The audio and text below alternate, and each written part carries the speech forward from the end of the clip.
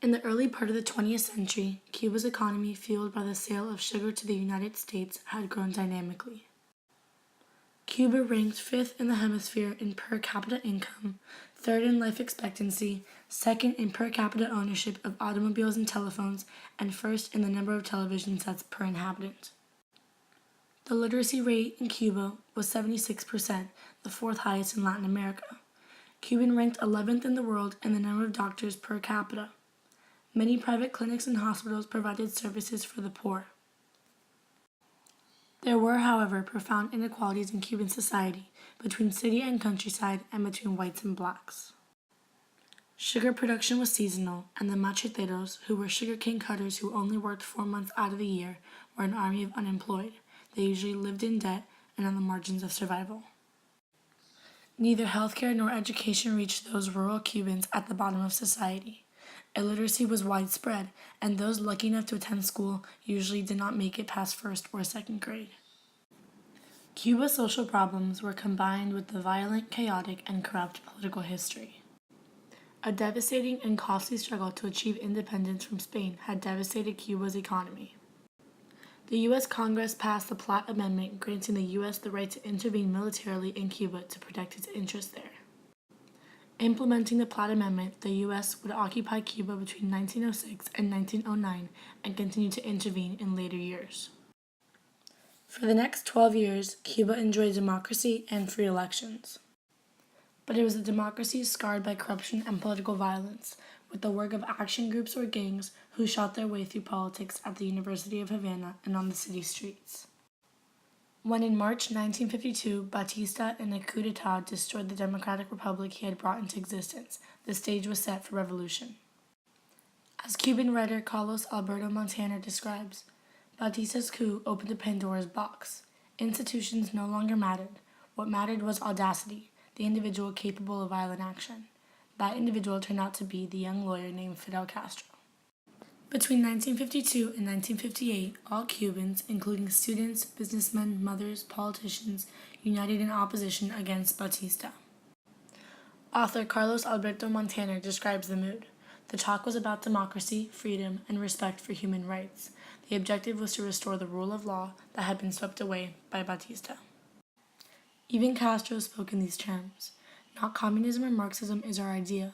Our political philosophy is representative democracy and social justice in a well-planned economy. Many wealthy Cubans welcomed Castro's rebel triumph in January 1959. Professor Marifel Perez-Stable states, "My parents, my grandparents, and my uncles went out and paid their back taxes because finally there was going to be an honest government in Cuba." On March 10, 1952, Cubans had awakened to the news that Fulgencio Batista, a former president and a candidate with little hope of victory in an upcoming presidential election, had taken over the government by force. Batista's coup d'etat shattered Cuba's fragile democracy and the political aspirations of a young lawyer named Fidel Castro. Castro had been running for Congress as a member of a political party named El Partido Ortodoxo. Castro himself began preparing an armed revolt. Castro persuaded university student leaders to provide him with machine guns and some ammunition they kept for emergencies, and safely hid them at his sister's home in Havana. He began to gather supporters, 200 young Cubans in 1 year, all members of El Partido Ortodoxo. Ubed Matos, a schoolteacher and rice grower from the town of Manzanillo, came from modest middle-class beginnings. Like Fidel Castro, he was a member of a political party, Partido Ortodoxo, that was opposed to the government of Fulgencio Batista. Matos later joined Castro's rebel army in the Sierra Maestra. In the mountains, he earned the rank of comandante and in January 1959 rode into Havana next to Castro atop a tank. That same year, on October 19th, Matos wrote Castro a letter resigning his command, citing his concern with the growing influence of communists in Cuba's revolutionary government. In September 1959, Matos came to a decision. The moderate democratic government he had hoped for and supported did not appear to be in Cuba's future. Castro's relationship with the Soviet Union began shortly after the revolution, with a visit to Havana by Soviet Vice Premier Anastas Mikoyan. As he took on the United States, he needed Soviet protection to survive. At the end of Mikoyan's visit, the Soviets agreed to buy Cuban sugar in exchange for Soviet oil. The U.S. saw this agreement as betrayal and asked U.S. companies in Cuba not to refine the Soviet oil. Relations began spiraling down until their final break in January 1961. Because of this break, Cuba relied heavily on Soviet aid. When the Soviet Union became a democratic republic, Cuba's economy took an economic downturn.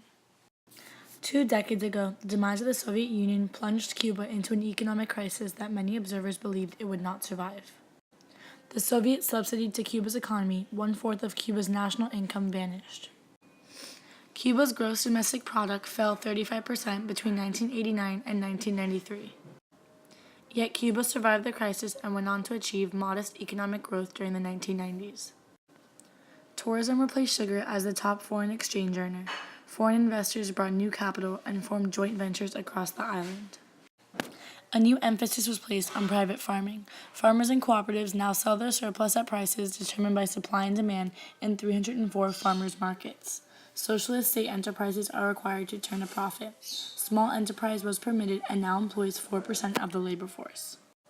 The most severe blow to Cuba may have been the loss of its socialist trading partners, which accounted for 3/4 of Cuba's foreign trade. Cuba had been a planned economy not only at the domestic level, but internationally as well. For all its changes, Cuba's economy is far from prosperous today. Many families struggle to make ends meet.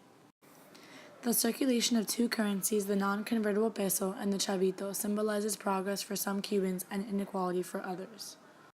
By 1992, 2 million Cubans had fled Cuba, most against staggering odds and with only the clothes on their back. According to Cuban-American scholar Dr. Armando Lago, 83,000 Cubans have died at sea while attempting to leave Cuba. Also revealing the misery and desperation created by the Castro regime is Cuba's suicide rate, which reached 24 per thousand in 1986, making it double Latin America's average, making it triple Cuba's pre-Castro rate, making Cuban women the most suicidal in the world, and making death by suicide the primary cause of death for Cubans ages 15 to 48. In 1958, Cubans had the 3rd highest protein consumption in the hemisphere. But in 1962, Castro's government introduced ration cards that persist to this day. One could compare Cuba's daily rations as mandated by Castro's government to the daily rations of Cuban slaves as mandated by Spanish king in 1842. Cuba's population in 1960 was 6.2 million. According to the human rights group Freedom House, 500,000 Cubans have passed through Castro's prison camps. At one time, during 1961 through 1962, 300,000 Cubans were jailed for political offenses island-wide. This makes Castro's political incarceration rate higher than Stalin's and Hitler's. In order for the country and the lives of its people to improve, there must be a change in government and economy. This country will continue to rot with the Castro brothers in power. According to the latest WHO data published in April 2011, life expectancy in Cuba is for males 76 years, females 80 years, giving a total life expectancy of 78 years. This gives Cuba a world life expectancy ranking of 35. Cuba's infant mortality rate, as stated in this graph, is 5.18 per 1,000 live births.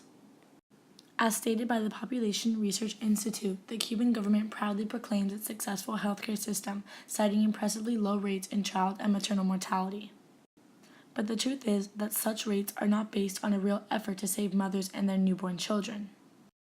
Rather, they are based on the abortions performed on preborn children diagnosed with certain types of defects which are considered life-threatening in later infant life. Today we read in the international press that Cuba is a Latin American country with the highest abortion rate of 62% of all pregnancies. But we know that this figure is not accurate because it does not include the thousands of suction abortions performed daily in ambulatory clinics under the fancy name of menstrual regulation, which are not considered abortions. Many children do not become part of the infant mortality statistics because they are killed before birth and not cared for after birth. There have been even worse cases in which some doctors have killed newborns suffering from some type of defect or disease. These doctors have created a kind of humanitarian infanticide, perhaps without even realizing they are doing something wrong. It's ironic that the US-based Women's International Public Health Network praised in its spring 1994 newsletter the so-called Baby-Friendly Hospitals Initiative in Cuba, when infant mortality rates are lowered by pre- and post-natal infanticide in our country. Dr. Carlos Ciro Machado, a doctor who arrived from Cuba as an immigrant just a few months ago, described on TV last July a case he himself witnessed. Dr. Machado said he saw a premature baby in a bucket and called the doctor in charge. He was told to let the baby die because it might die in spite of medical care and raise the infant mortality rate. Dr. Machado then called the head nurse and she said the same thing. Despite their opposition, Dr. Machado gave the baby medical care, but the baby died anyway 6 hours later.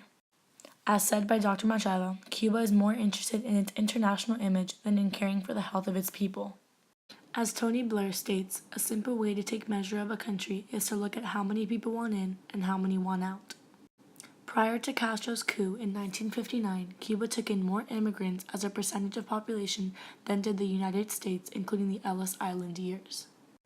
Fidel Castro converted a nation with a higher per capita income than half of Europe, the lowest inflation rate in the Western Hemisphere, a larger middle class than Switzerland, a huge influx of immigrants, and whose workers enjoyed the 8th industrial wages in the world, into one that repels Haitians. According to Dr. Armando Lago, 1 in 3 of the desperate Cubans escaped during the 60s, 70s, and 80s.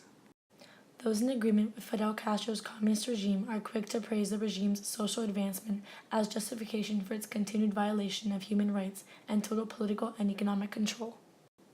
It should be noted that in all democracies, economic and social progress go hand in hand with political freedom. Only in Cuba is this distinction made. I believe that Cuba's social improvement is wildly overstated in such areas such as education, healthcare, infant mortality, and the overall economic conditions of the country.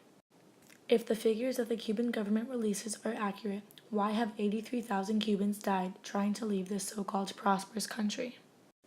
If Castro's government achieved any success at all, we can safely say this has been negated by the amount of failure it has generated in 55 years.